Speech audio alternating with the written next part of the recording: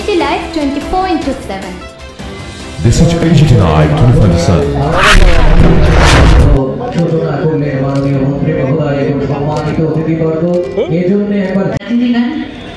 मंच के इस पार बैठे हमारे सभी दर्शक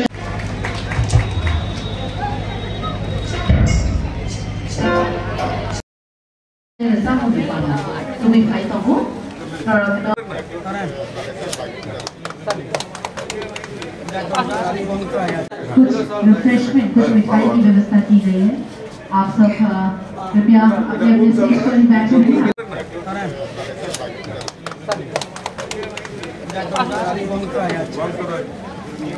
একটু লোন দেন না এটা কতটুকু 1 কেজি 1 কেজি না স্যার কত 1 কেজি 130 টাকা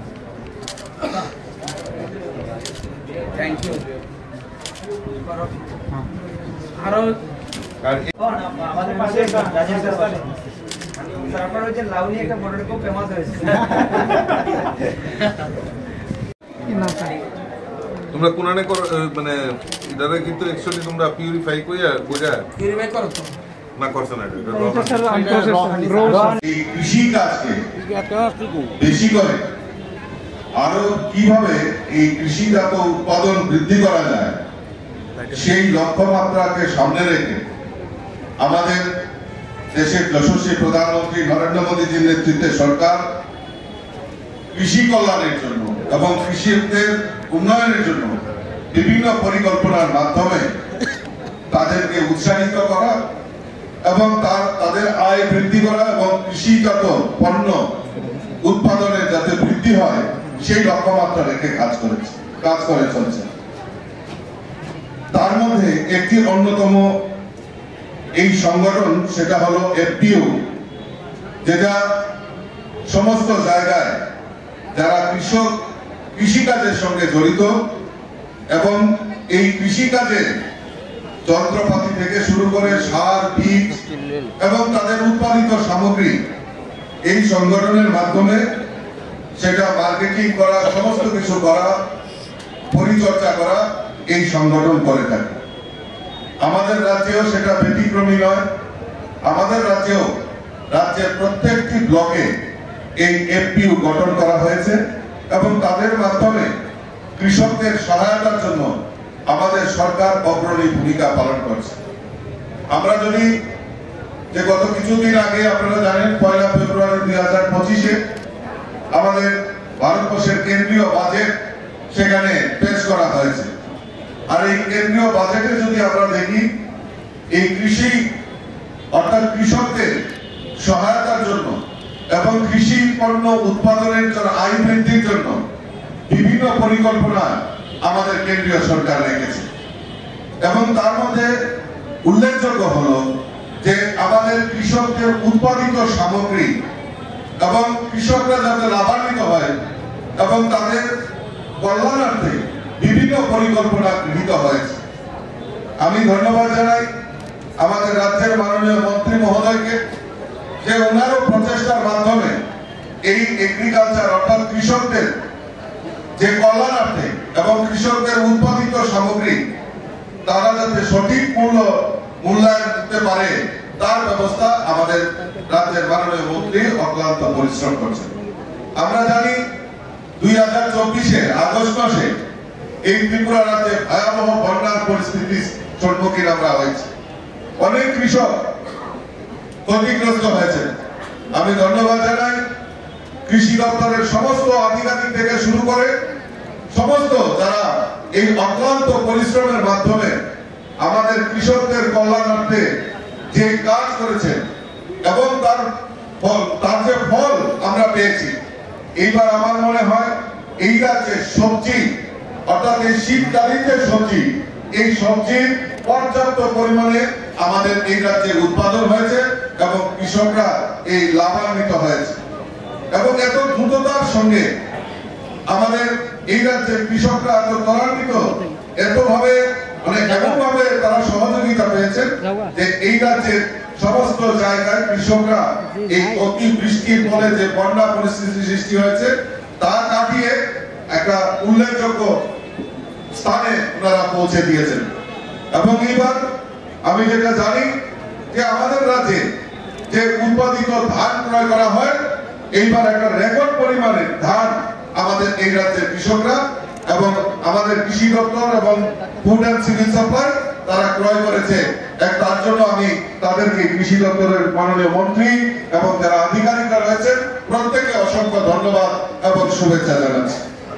আমরা জানি যে আমাদের ভারতবর্ষের যশস্বী প্রধানমন্ত্রী নরেন্দ্র মোদীজি, আপনারা জানেন যে কিছুদিন আগে আমাদের দিল্লিতে অষ্টলক্ষ্মী মহোৎসব পালন করেছেন।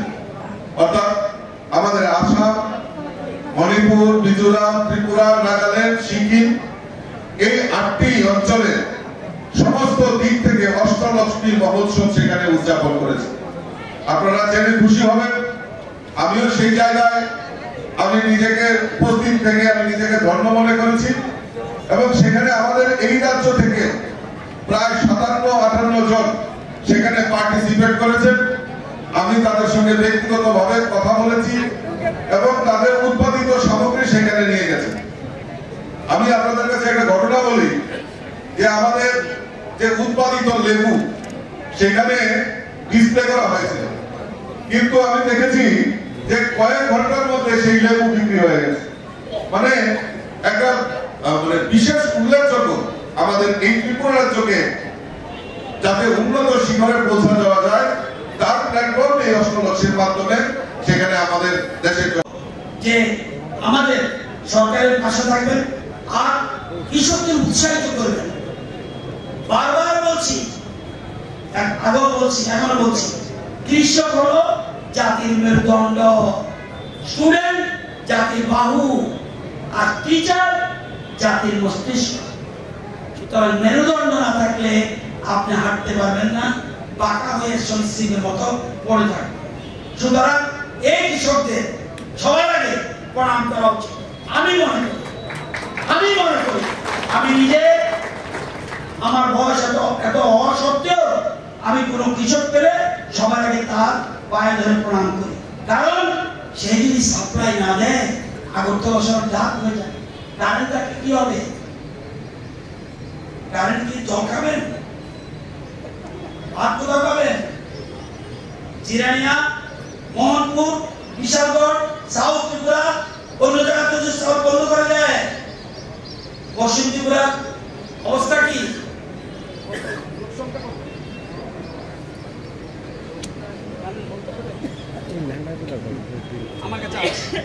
জানেন পশ্চিম ত্রিপুরা আমি কয়েকটা আমরা বলবো, আমরা নিজের বোঝা উচিত। দক্ষিণ ত্রিপুরায় কত লোক? 5,07,000 লোক। তাদের 3 বেলা যদি ভাত খায়, 2 বেলা যদি ভাত খায়, কত টন চাল লাগবে? 1,15,000 মেট্রিক টন। ওরা উৎপাদন করছে কত? 1,43,000 মেট্রিক। তারা বেশি করছে, তাদের প্রণাম করতেই হবে। আসুন সিপাহীরা কত লোক? 5,49,000 লোক। কত লাগবে তাদের চাল? 1,24,000 বছর। তাদের উৎপাদন করছে কত? 1,67,000 মেট্রিক টন। তারাও 43,000 টন বেশি উৎপাদন করছে। গোমতী 5,06,000 মানুষ, তাদের দরকার 1,14,000 মেট্রিক টন। তারা উৎপাদন করছে কত? 1,37,000 মেট্রিক টন, 23,000 বেশি উৎপাদন করছে। এই তিনটা সারপ্লাস আছে। ধলাই একটু short, 4,000 metric ton short. Khowai এটাও 3-4,000 শর্ট আছে। সবচেয়ে এবার আসুন পশ্চিম ত্রিপুরা। পশ্চিম ত্রিপুরার লোক কত? জনসংখ্যা হলো যে জনসংখ্যা তা আপনাদের চাল লাগবে কত? 2,38,000 মেট্রিক। আপনারা উৎপাদন করছেন কত? আপনাদের 3 বেলা যে ভাত খাচ্ছেন বা 2 বেলা খাচ্ছেন, আপনাদের কত চাল লাগে? 2,38,000 মেট্রিক টন। পশ্চিম ত্রিপুরাতে কত উৎপাদন হচ্ছে? পশ্চিম ত্রিপুরা উৎপাদন মাত্র 86,000 মেট্রিক টন। যদি চাল বন্ধ করে দেয় তাহলে কি করতে হবে? হ্যাঁ, আগরতলা শহরে ছাদের উপরে চাল হবে না, কিন্তু আগরতলা শহরে ছাদের উপরে অন্য ফসল, ফুল হতে পারে, সবজি হতে পারে, অনেক কিছু হতে পারে। আমরা সেভাবে আরবান ফার্মিংয়ের দিকে গুরুত্ব দিচ্ছি। সবাই মিলে আজকে এখানে আমাদের একজন গবেষক আছে, আমাদের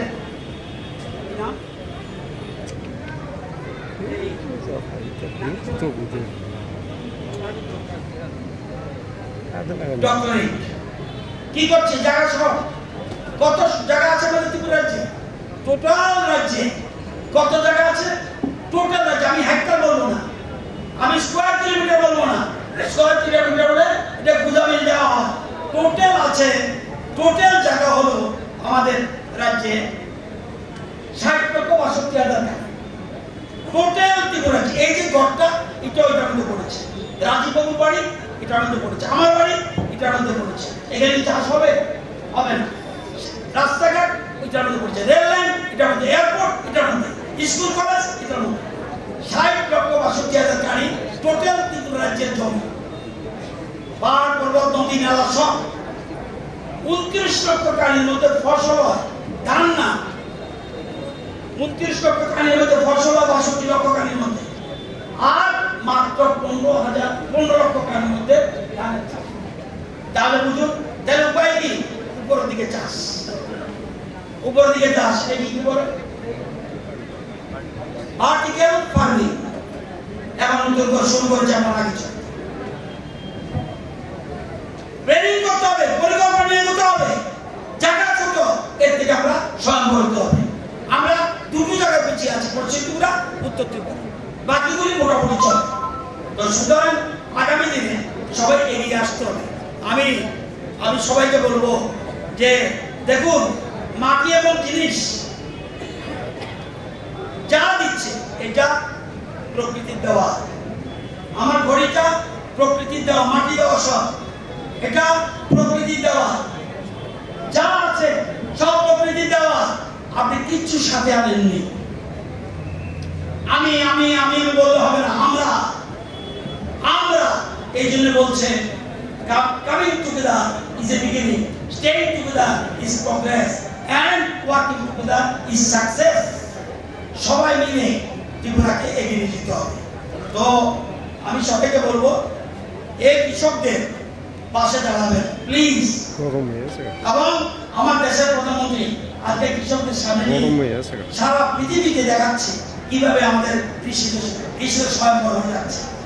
তো আগে এফপিও মেলা যারা অর্গানাইজ করেছে তাদেরকে আমি ধন্যবাদ জানাই যে সুন্দর একটা প্রথম স্টেট লেভেল এফপিও মেলা হচ্ছে। যারা এখানে এসেছেন 3 দিন ব্যাপী, তাদের প্রডিউস আইটেম আপনারা দেখবেন কিভাবে এরা চাষ করছে এবং তাদের উৎপাদিত ফসল কি হচ্ছে। সবাইকে নিয়ে যাতে আমরা আগামী দিনে আত্মনির্ভর ত্রিপুরা করতে পারি সেদিকে লক্ষ্য রাখার জন্য অনুরোধ রেখে, এবং 3 দিন ব্যাপী যে মেলা এটার যেন সফলতা আসে সে আশা রেখে আমি আমার কথা বলা শেষ করছি।